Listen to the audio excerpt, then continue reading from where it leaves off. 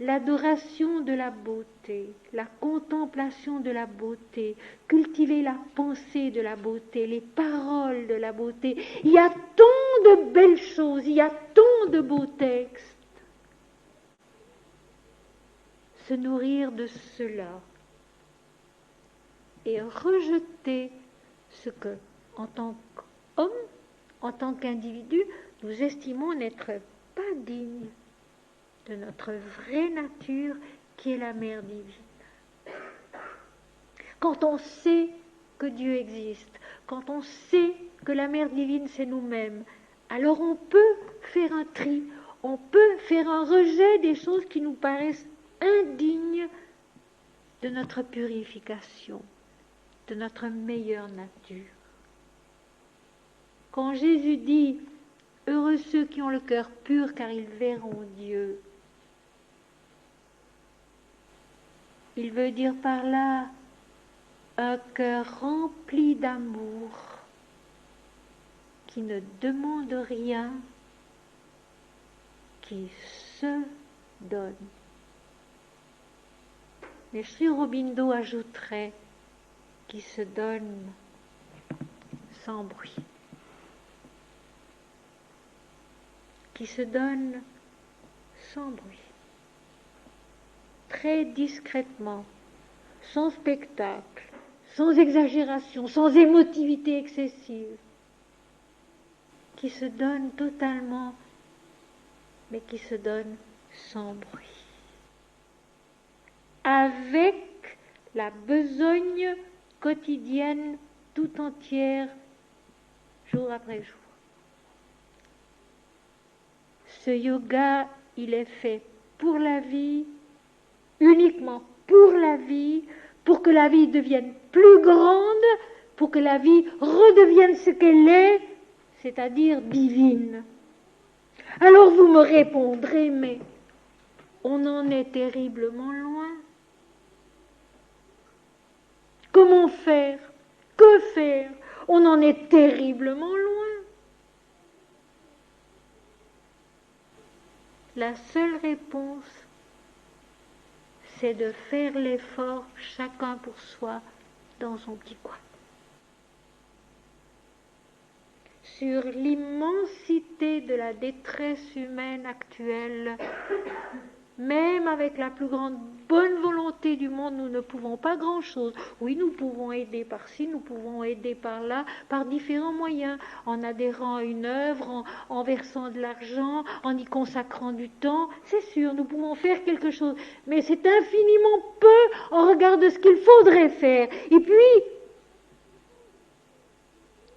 la tâche la plus urgente, mes amis, c'est précisément celle à laquelle s'était attelé Sri Aurobindo.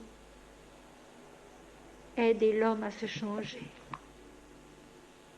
Aider l'homme à se changer. Le yoga intégral de Sri Aurobindo vise à cela, que l'homme soit changé par la mère divine. Et pour en revenir à ces fameuses cellules, c'est vrai que dans certaines méditations prolongées, quand elles viennent de Dieu, qu'elles sont un éveil de la lumière divine en nous, c'est vrai que le cerveau change. C'est vrai que les cellules du corps changent. C'est vrai qu'on peut même passer d'une incarnation dans une autre sans avoir passé par la mort. C'est vrai. Mais ce sont là des mystères qui appartiennent à Dieu et auxquels l'homme ne doit pas vouloir toucher, ne doit pas vouloir travailler d'une façon consciente et précise en pensant qu'il va pouvoir hâter la transformation de l'humanité. Sri Aurobindo le dit bien lui-même, ici déjà, tout ceci ne devant se faire qu'avec l'aide de Dieu et ne devant pas commencer avant que les choses et moi soient prêts. Et ailleurs, il dit aussi, si vous me demandez de hâter la formation de communautés divines sur la terre, je vous répondrai que je ne puis rien faire d'autre que ce que Dieu veut. Sri Ramakrishna avait déjà répondu la même chose. quand ses disciples le suppliaient de prolonger sa vie en demandant à la Mère divine de le guérir ou tout au moins de l'aider à vivre encore, il répondait que la volonté de Dieu soit faite. Et de même, Sri Aurobindo, quand on vient lui demander s'il ne pourrait pas quand même hâter la formation de communautés humaines divines qui serait un exemple pour l'humanité, il a répondu: je ne peux de toute façon rien faire d'autre que ce que veut Dieu. Et alors, mes amis, je vais peut-être vous étonner beaucoup, mais Jésus avait dit exactement la même chose. Jean chapitre 5, verset 19 et verset 30. Je ne puis rien faire de moi-même. Je ne fais que ce que je vois faire au Père. Je ne puis rien faire de moi-même, il le répète. Selon que j'entends, je juge. Et mon jugement est juste parce que je ne juge pas d'après ma volonté, mais d'après la volonté de celui qui m'a envoyé. Si je rends témoignage de moi-même, ce témoignage est faux. Donc vous voyez que on aboutit toujours à cette même réalité, non pas moi Seigneur, mais toi, et c'est toi qui dois faire. Et je répète, c'est vrai que dans certaines méditations prolongées, authentiques, qui descendent de Dieu en l'homme, c'est vrai que les cellules de l'homme changent, c'est vrai que son cerveau se transforme, c'est vrai qu'il est capable d'une intelligence, d'une compréhension, d'un travail qu'il ne pouvait pas faire avant, c'est vrai que sa vie physique même est transformée, c'est vrai. Et Sri Aurobindo lui-même affirme qu'on peut passer d'une incarnation dans une autre sans passer par la mort. C'est vrai.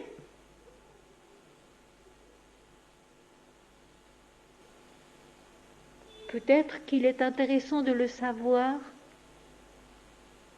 mais il ne faut pas vouloir y travailler soi-même, il ne faut pas vouloir y toucher soi-même, il faut laisser faire Dieu.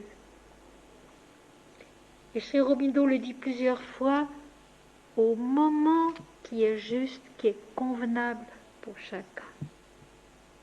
Tout est là, tout est possible, mais dans la discrétion, dans le silence, dans l'humilité, dans l'amour et dans cette purification qui est résumée par Jean-Baptiste, il faut qu'il croisse et que je diminue. Une fois que la personnalité humaine est devenue adulte, elle peut se dire: il y a Dieu, donc maintenant moi je dois diminuer pour que Dieu croisse en moi. Et mes amis, ça ne se fait pas sans silence. Ça ne se fait pas sans silence. On parle trop, on discute trop, on veut trop avoir raison, on veut trop échanger des points de vue. Non. Dieu ne se trouve pas ainsi. La Mère divine ne se manifeste pas ainsi. La Mère divine, le Seigneur, se manifeste dans le silence.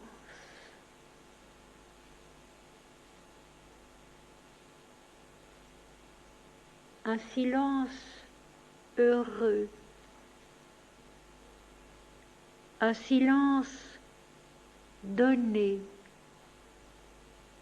un silence qui perçoit que nous sommes enveloppés par la lumière de l'âme unique, que nous sommes dans le soleil, que nous sommes dans la lumière, nés de la lumière, faits de la lumière, croissant dans la lumière, et qu'il n'y a rien d'autre que cela. La lumière qui nous porte, qui nous entoure, qui nous enfante d'elle-même à elle-même, et que nous sommes chacun d'entre nous porteurs de cette même et unique lumière. C'est ça, notre purification, c'est ça, notre pureté. Ce n'est pas d'être parfait en ceci, parfait en cela, de renoncer à ceci, de renoncer à cela.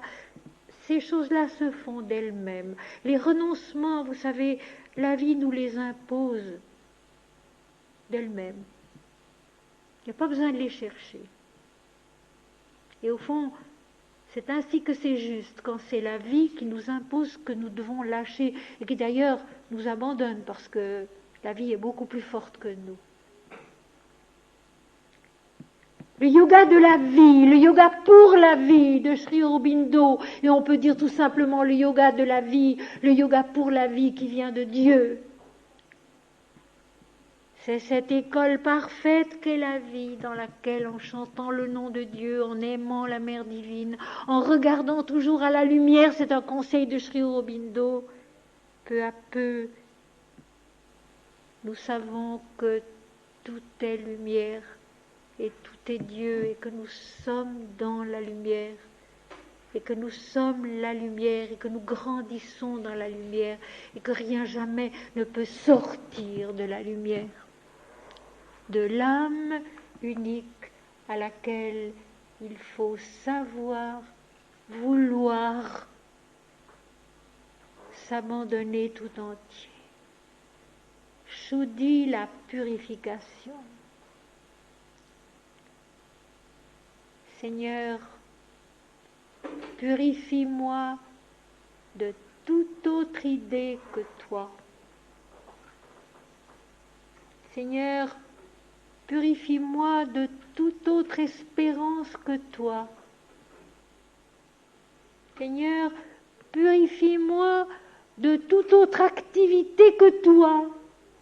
Toute la vie, c'est toi. Alors que toute la vie à travers moi devienne un rayonnement de toi. Il y faut la volonté, mais je dirais une volonté souple. Non pas la volonté rigide qui veut absolument arriver à tel but. Le but, nous ne devons jamais le déterminer, jamais. Ça, c'est une des faces de l'enseignement de Sri Aurobindo qui est tellement importante. Nous ne devons jamais déterminer le but, jamais, parce que seul Dieu le connaît, le but. Seigneur, aide-moi à avancer dans ta lumière, par ta lumière, dans ta direction. Et puis, une intelligence naît en nous. La petite voix dont parle Sri Aurobindo, la petite voix intérieure, tellement discrète, qui sait très bien quand c'est juste et quand c'est faux. Et plus on avance, plus on l'entend, cette petite voix, qui nous dit non, non, non, ça ce n'est pas juste. Non, non, non, ça ce n'est pas bon. Ou au contraire, mais oui, tu peux y aller, ça c'est juste, ça c'est bon. Tu peux avoir confiance, vas-y seulement. Et puis une chose, un conseil. Se nourrir de pensées positives et autant que possible chasser les pensées négatives. Je ne vous veux pas. Les pensées de doute, les pensées de souffrance, les rancœurs, les choses qui remontent, qui sont anciennes, qui sont dépassées. Vous savez, le passé est le passé. On a une bien fâcheuse tendance à notre époque, avec la psychanalyse et bien d'autres choses, à remuer toujours le passé. Mais la vie ne revient jamais en arrière. Le yoga ne revient jamais en arrière. La vie va de l'avant et le yoga va de l'avant. Je ne sais pas où j'ai lu tout dernièrement cette phrase. On demandait à un yogin quelle est au fond la différence entre la médecine et le yoga. La réponse n'est pas tout à fait juste, mais elle comporte quelque chose de très juste. Le yogin a répondu, la différence c'est que la médecine regarde en arrière et soigne le passé, effectivement, la maladie qui est venue, tandis que le yoga regarde toujours en avant, va de l'avant. En fait, la médecine aussi, quand elle est bien comprise. Mais c'est vrai qu'il y a une fâcheuse tendance dans beaucoup de médecine et même de yoga actuel à essayer d'aller creuser vers le passé. À quoi bon? La seconde écoulée, c'est déjà le passé. Pourquoi nous chargerions-nous de ce qui n'est déjà plus?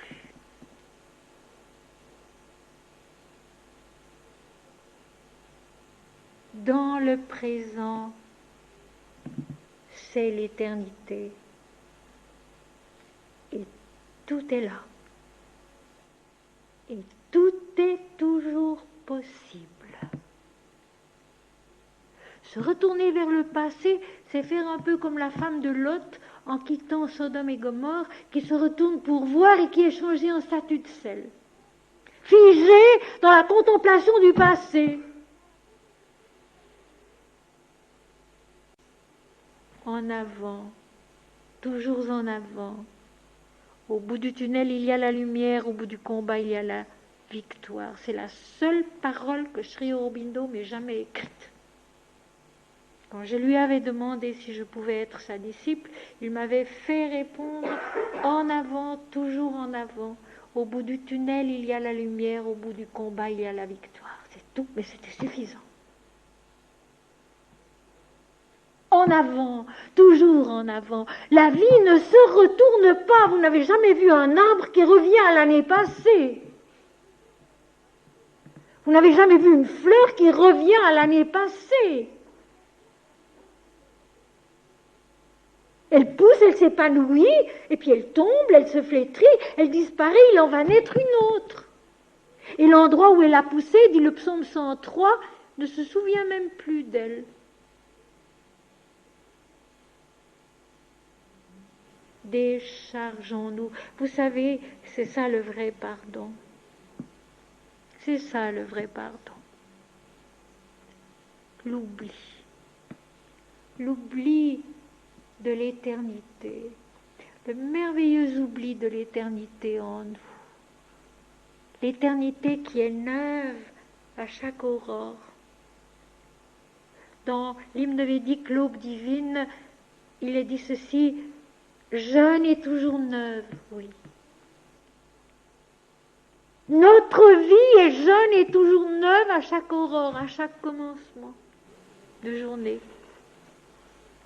Il faut la chanter de cette manière.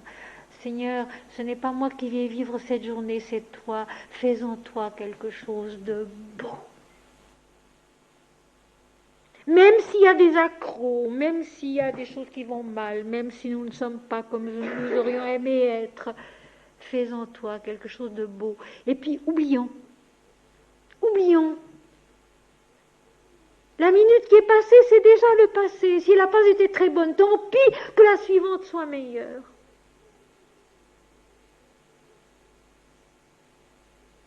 Le yoga de la vie, le yoga pour la vie, c'est une croissance qui est faite de nouvelles naissances continuellement. De nouvelles naissances d'eau et d'esprit. Naître de Dieu, naître à Dieu. Et je veux pour terminer vous lire avant un poème de Sri Aurobindo lui-même, une strophe seulement d'un hymne adressé à Surya Savitri. La première, hymne védique donc, ceux qui sont éclairés, c'est-à-dire ceux qui ont déjà développé leur raison, leur intelligence, leur moyen de comprendre, leur capacité, qui voient d'une façon claire et juste.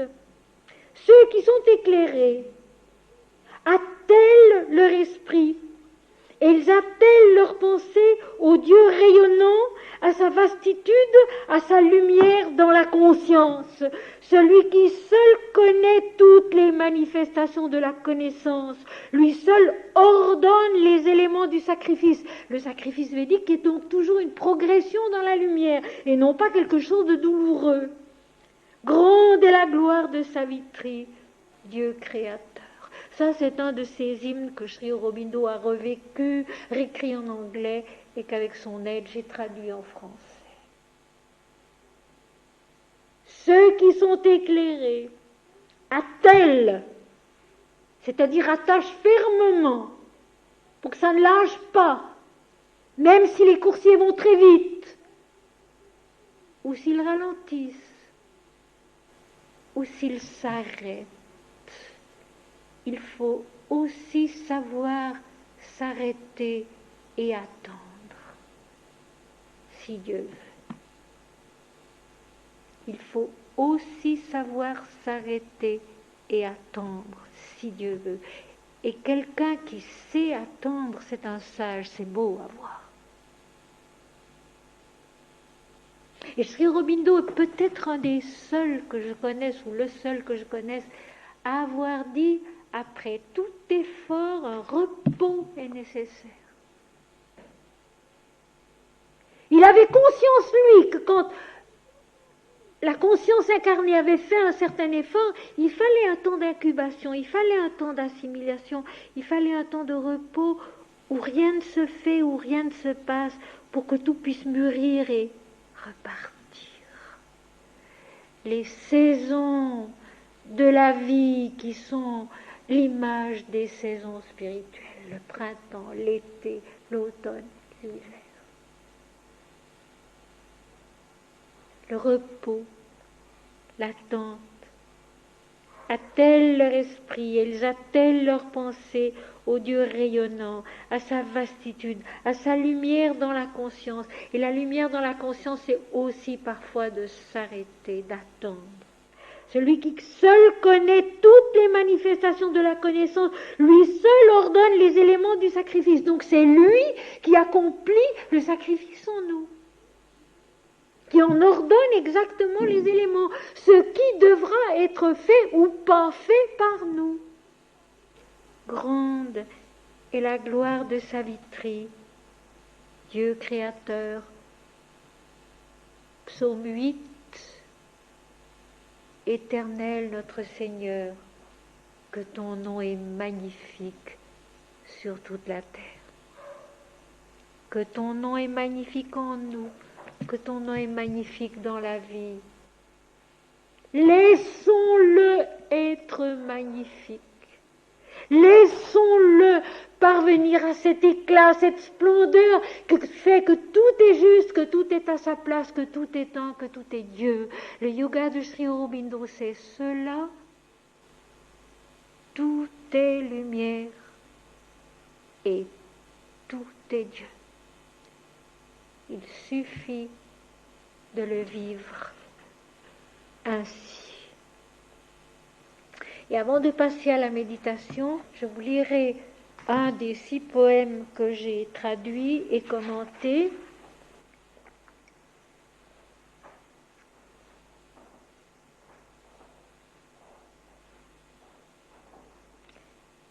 Mon souffle circule en un flot rythmique et subtil. Il remplit mes membres d'un pouvoir divin. J'ai bu l'infini tel un vin de géant. Le temps est mon théâtre ou mon rêve somptueux. À présent, mes cellules illuminées sont une brillante esquisse de joie. Échangés sont les rameaux de mes nerfs frémissants en fins canaux d'extase opale et diaphane par l'influx de l'inconnu et du suprême. Je ne suis plus un vassal de la chair, un esclave de la nature et de sa lourde loi. Je ne suis plus prisonnier de l'étroit filet des sens. Mon âme sans limite s'étend à une vision démesurée. Mon corps est l'instrument heureux et vivant de Dieu.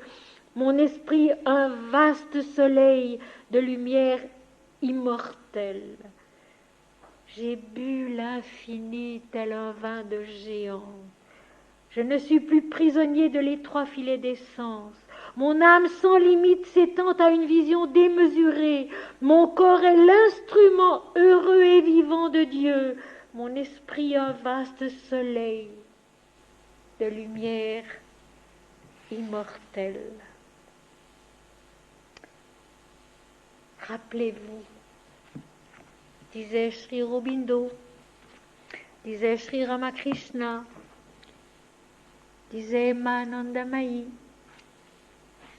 rappelez-vous, vous êtes la toute conscience lumineuse et infinie.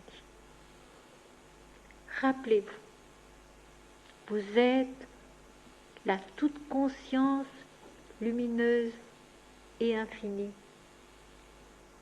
Il suffit d'essayer, de vouloir, d'aimer, grandir dans cette lumière.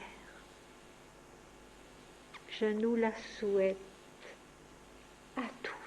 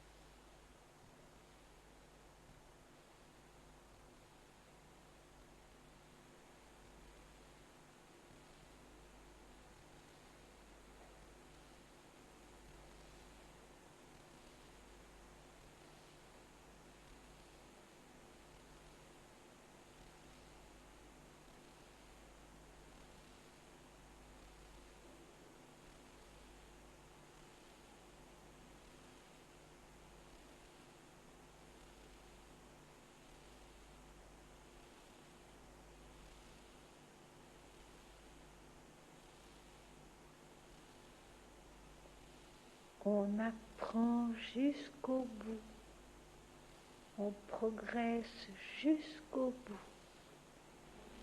Le yoga est infini, Dieu est l'infini, la démarche infinie de la vérité au-dedans de chacun de nous.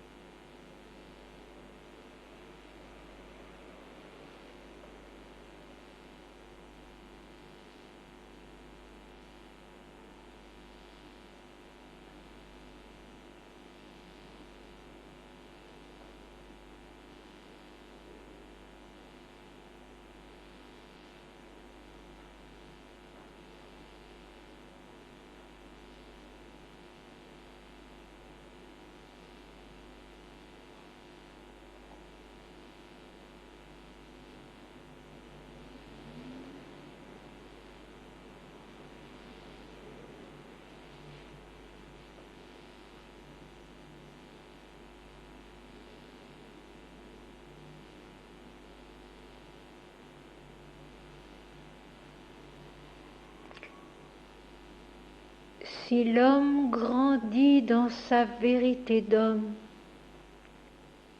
dans sa plénitude d'homme, il arrive un moment où cette plénitude d'homme rencontre Dieu. Si l'homme grandit dans sa vérité d'homme, dans sa plénitude d'homme, il arrive un moment où cette plénitude d'homme, où cette vérité d'homme rencontre Dieu et devient une avec lui.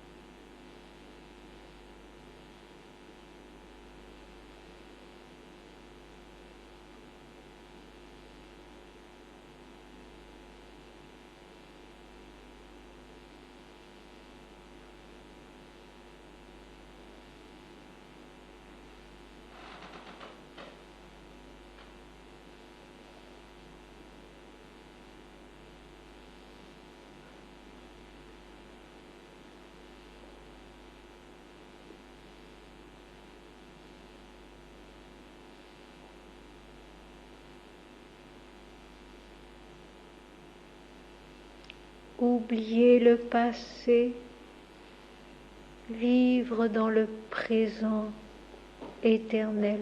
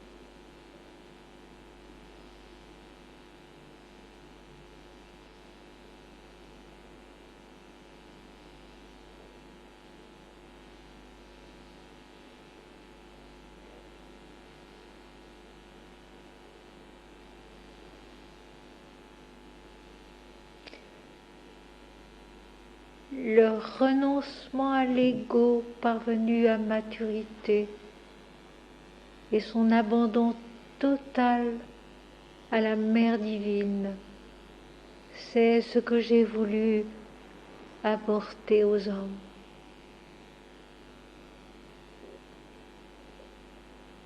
Non pas moi Seigneur, mais toi, toi seul.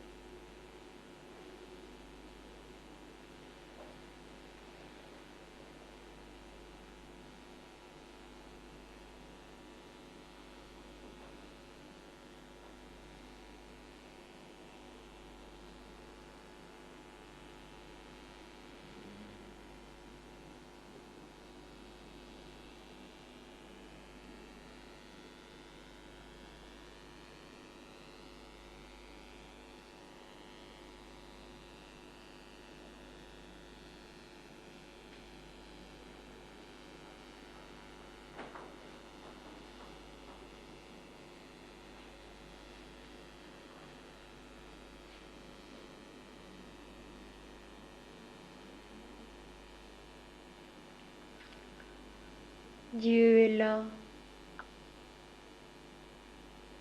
Et Dieu est le seul qu'il vaille la peine de suivre. Dieu est là. Et Dieu est le seul qu'il vaille la peine de suivre.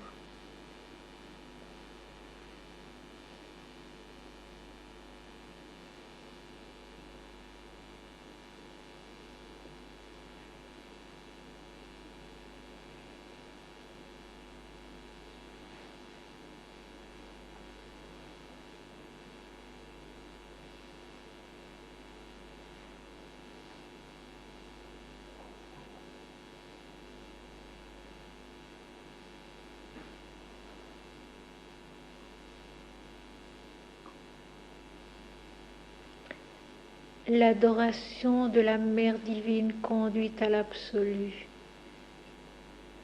Elle est la première-née, la fille de l'absolu. Et elle est la dernière à s'effacer quand la conscience incarnée rentre dans l'absolu.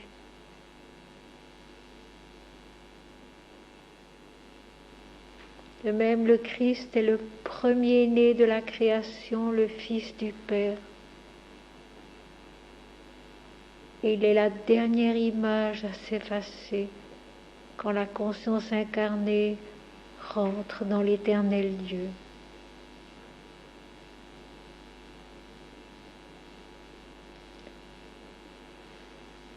L'adoration de la Mère divine conduit à l'absolu.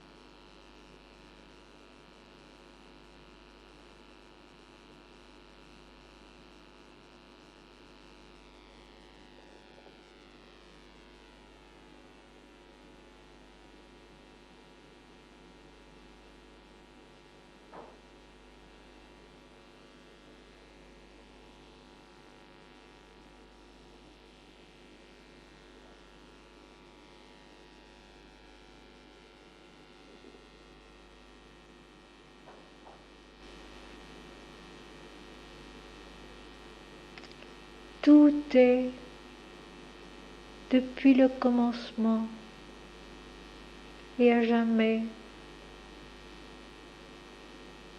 notre seule progression est de naître à la toute conscience de cela qui est. Tout est, depuis le commencement, notre seule progression est de naître par la purification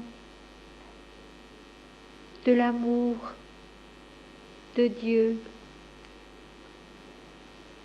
à la pleine conscience de cela qui est.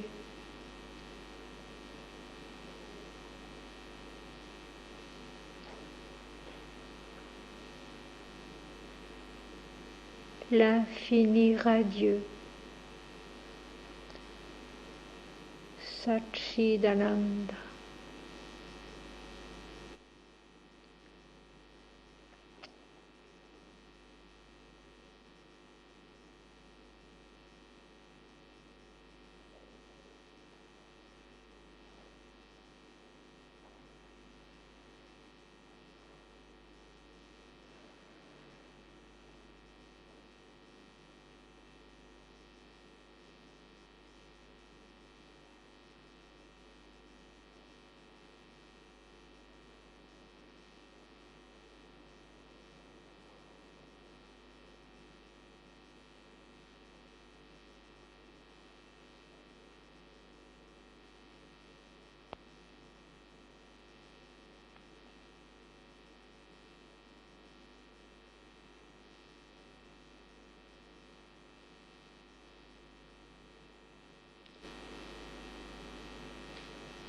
Par la purification de la Mère divine en nous,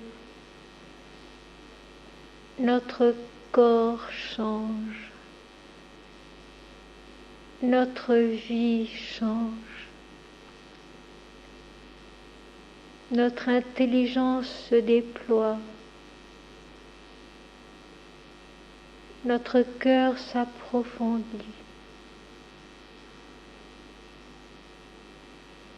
notre âme connaît la joie, notre esprit s'illumine à jamais.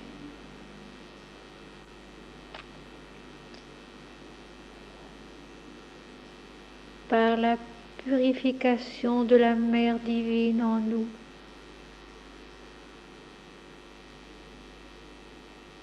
notre corps change,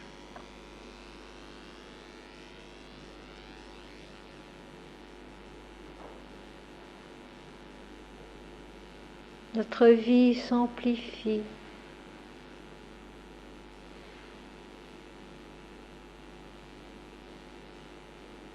notre intelligence s'élargit,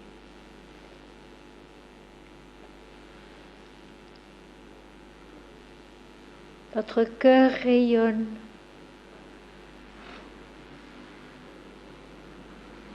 notre âme exulte de joie,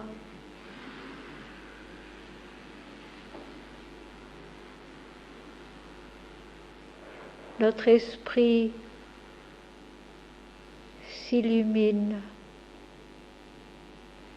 à jamais.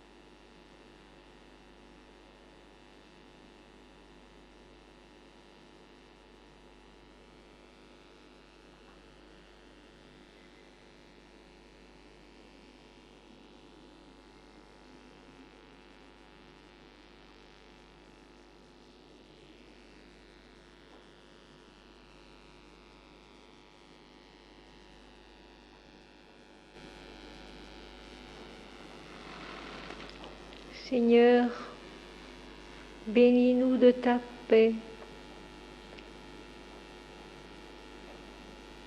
Bénis-nous de ta joie. Bénis-nous de ta force. Bénis-nous de ton amour. Bénis-nous de ta lumière.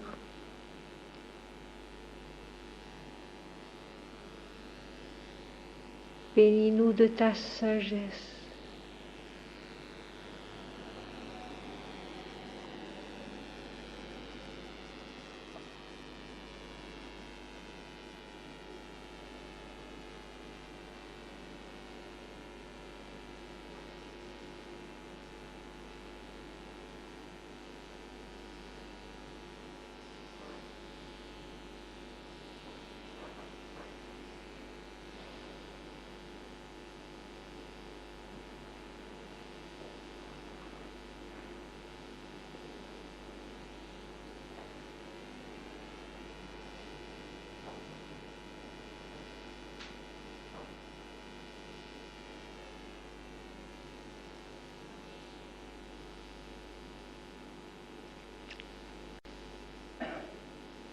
Om Bhurbuvarsha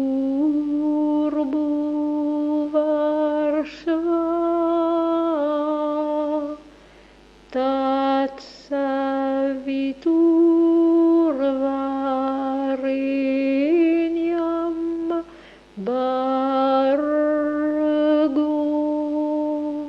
Devasya Dhimai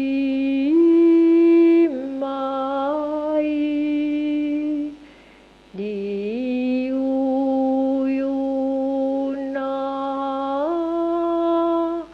Prachodayat. Om Shanti Shanti Shanti. Hari Om Tat Sat. Om Bhurbuvarsha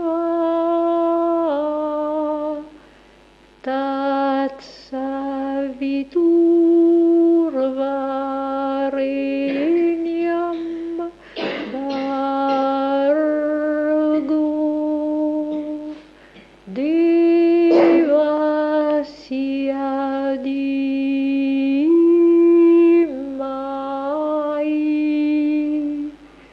Dhiyo Yona Prachodayat. Om Shanti Shanti Shanti. Hari Om Tat Sat.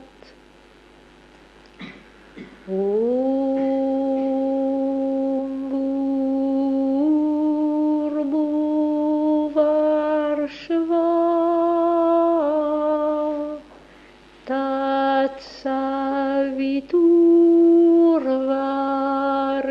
Tatsaviturvarenyam Bhargo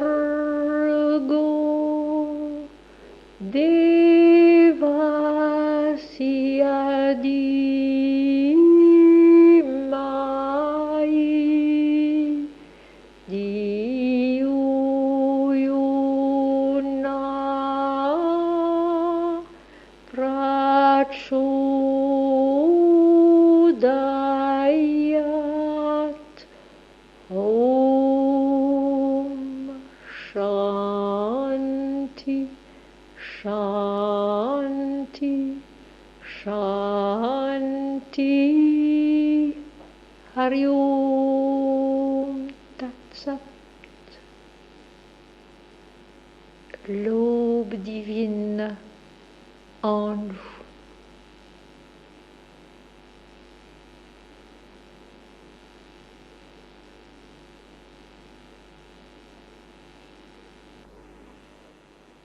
Rose de Dieu, tache vermeille sur les saphirs du ciel, rose de béatitude, flamme douce, teinte 7 fois par les 7 extases, jaillit dans notre cœur d'humanité, ô miracle, ô ferveur, passiflore de l'innommable, bourgeon du nom mystique.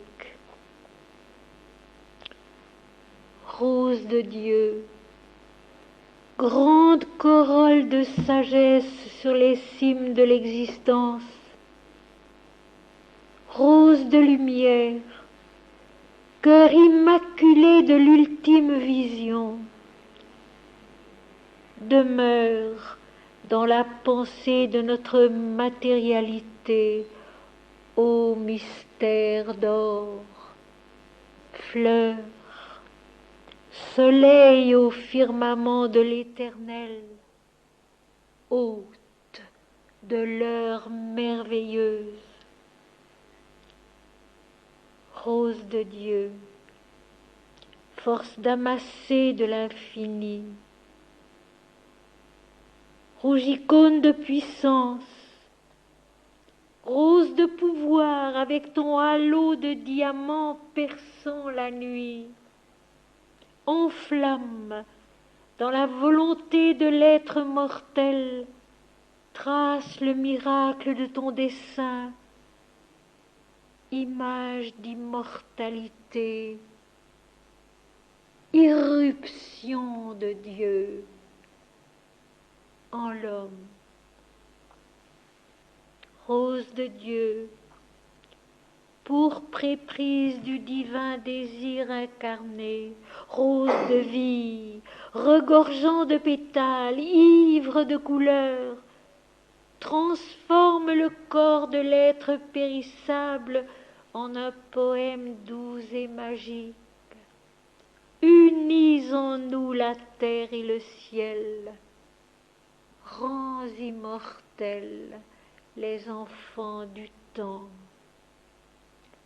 Rose de Dieu, tel un éclair d'extase sur le visage de l'éternité, rose de l'amour, insondable rubis de toutes choses, passion brûlante de la grâce, surgit du fond de la nostalgie qui sanglote dans les abîmes de la nature, fais de la terre la patrie du merveilleux et de la vie le baiser de la béatitude. Le dernier des 6 poèmes de Sri Aurobindo. Sri Aurobindo, un géant du Verbe avec un V majuscule. Un géant du Verbe, créateur et révélateur de Dieu en l'homme.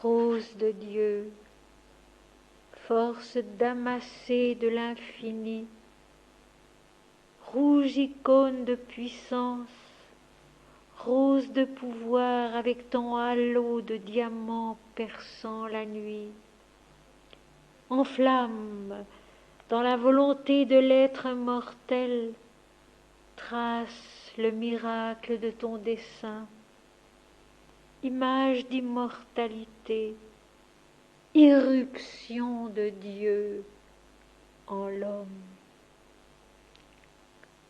Rose de Dieu, pourpre éprise du divin désir incarné, rose de vie, regorgeant de pétales, ivre de couleurs, transforme le corps de l'être périssable en un poème doux et magique.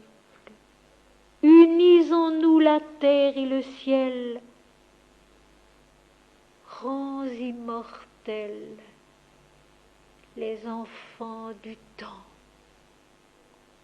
Rose de Dieu, tel un éclair d'extase sur le visage de l'éternité, rose de l'amour, insondable rubis de toutes choses, passion brûlante de la grâce, surgit du fond de la nostalgie qui sanglote dans les abîmes de la nature. Fais de la terre la patrie du merveilleux et de la vie le baiser de la béatitude.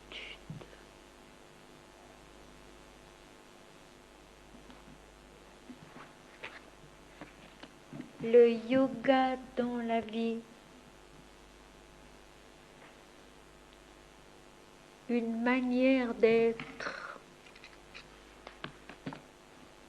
une manière de voir, une manière d'aimer, une manière de se donner toujours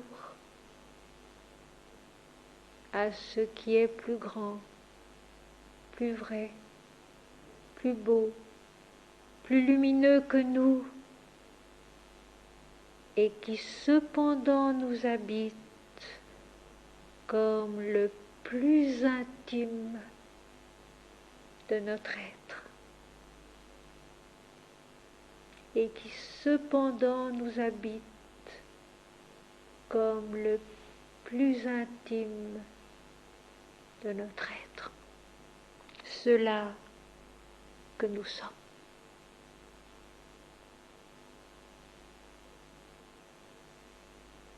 C'est bon de le savoir, c'est bon de se le répéter, c'est bon de le rapprendre toujours à nouveau. C'est bon d'y naître peu à peu. Ce n'est pas facile, ce n'est pas rapide, mais c'est vrai. Ce n'est pas facile, ce n'est pas rapide, mais c'est vrai.